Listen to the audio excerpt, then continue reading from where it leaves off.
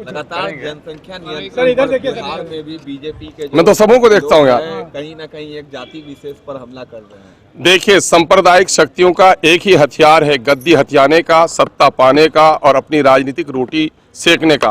वो ये है किसी व्यक्ति विशेष को निशाना बनाओ, किसी धर्म और जाति को निशाना बनाओ। ये निशाना ये लोग बनाते रहे, ये पुरानी फितरत उन लोगों की रही है। उनके बारे में क्या कहना।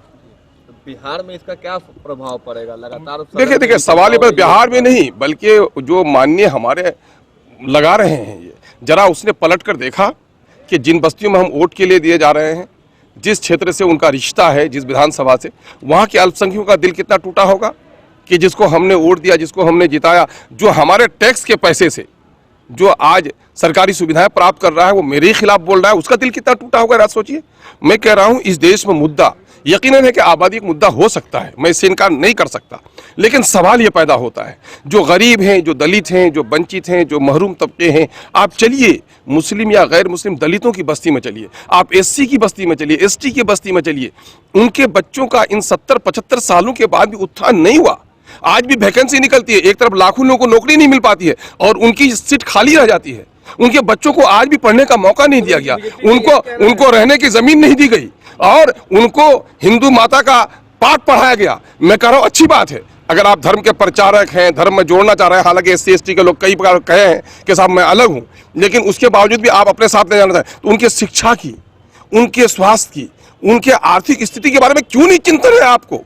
क्यों नहीं चिंतन हो सकी उनको? उनके उत्थान की बात कीजिए। एससी और एसटी की बस्तियों में चलिए, दलित और महादलितों की बस्ती में चलिए, बच्चों की संख्या तमाम तर मुसलमानों के जो सुखी संपन्न लोग हैं, हिंदुओं भाइयों के जो सुखी संपन्न लोग हैं, उनसे अधिक जनसंख्या वहां पर है। वो जनसंख्या गरीबी की वजह से है, निरक्षरता की वजह से है। अगर जनसंख्या पर प्लानिंग पर काबू करना चाहती है, फैमिली प्लानिंग करना चाहती है, तो मैं कहता हूं खानदानी मंसूबाबंदी होनी चाहिए, लेकिन उसके लिए जरूरी है, मैं कह रहा हूं कि उसके लिए देखिए एक्सपर्ट बैठे। देखिए किसने कहा दिक्कत है मेरे को यार? मैं कह रहा हूं कि कानून लाने का थियोलॉजी से कानून नहीं ना आ जाएगा। कानून लाने से पहले वो तर्क संगत है कि नहीं है, उसके लिए जो हमारे अर्थशास्त्री हैं, जो लोग हमारे समाजियात का जिनको इल्म है, ज्ञान है, जो लोग फाइनेंशियल मामले को देख रहे हैं, जो लोग बिहार की प्रोडक्टिविटी देख रहे हैं और बिहार में संभावनाएं तलाश कर रहे हैं, अंतर्राष्ट्रीय हालात पर जिनकी नजर है, जिस तरह हमारे यहाँ 2 बच्चे काफी हैं, अमेरिका में 7-7 बच्चे पैदा कर रही है, क्या औरत करे कि नहीं? मुझे बच्चा पैदा करना अच्छा लगता है, बच्चों से हमको खुश हैं, तो मामला ये है। और अभी भी बीजेपी के आपने नेता का नाम सुना होगा कि 5-5 बच्चे पैदा करो, लगभग इनके 90 से ज्यादा एमपी हैं जिनके 2 बच्चे से ज्यादा बच्चे हैं। तो सवाल ये पैदा होता है, भारत की आबादी से 100 करोड़ कम है। आप ये दलील दे रहे हैं, अमेरिका क्या दलील दे रहे हैं, लेकिन अमेरिका की आबादी आज भी 100 करोड़ कम है। भारत भाई कम है, मैं ये कह रहा हूं कि वो दलील वहां के लिए भी है, वो दलील यहाँ के लिए भी है। हमारे पास जितनी संभावना है, 1950-56 में लोग भूखे मर रहे थे, आज भूखे नहीं मर रहे, आज कुत्तों को केक खिला रहे हैं। आप सुनिए, एक बात साफ सुन लीजिए कि ये लोग ओछी बातें कह करके आम जनों के समस्याओं के समाधान से लोगों को भटकाते हैं। आज पिछड़ों को, दलितों को, एससी के, एसटी के लोगों को, अभी सदन में आपने देखा था, मैंने कहा था आप दूरी तय कीजिए। शहर में रहने वालों को 5 किलोमीटर पर, 3 किलोमीटर पर कॉलेज देंगे।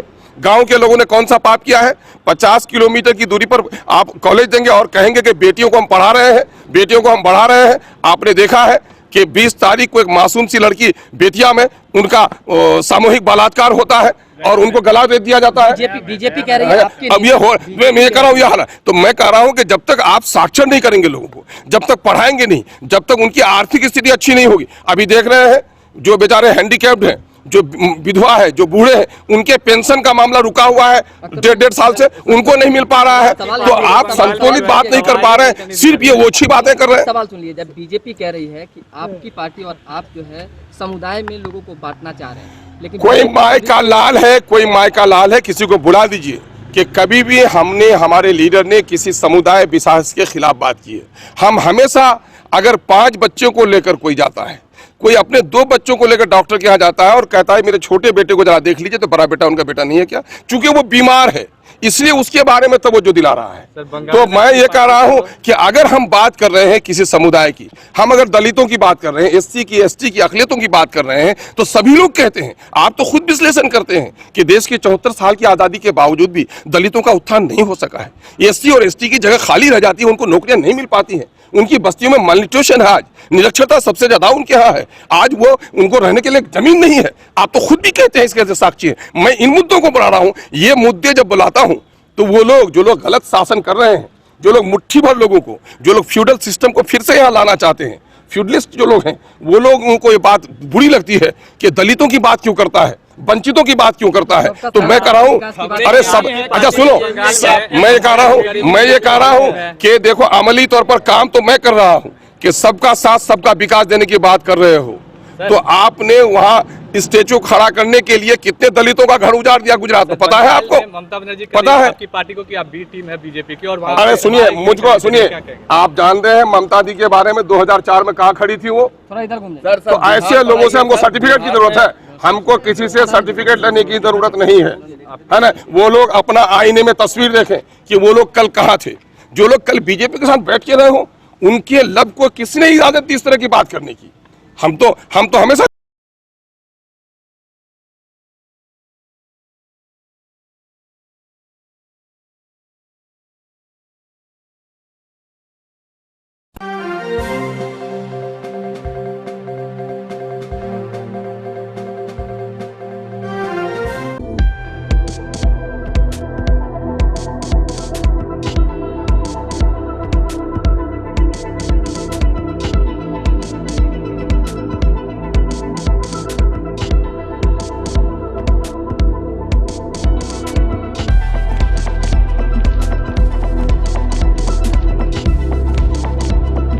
पटना का सबसे stylish essence unisex salon, grand apartment, Fraser road, Dak Bungalow road, Patna.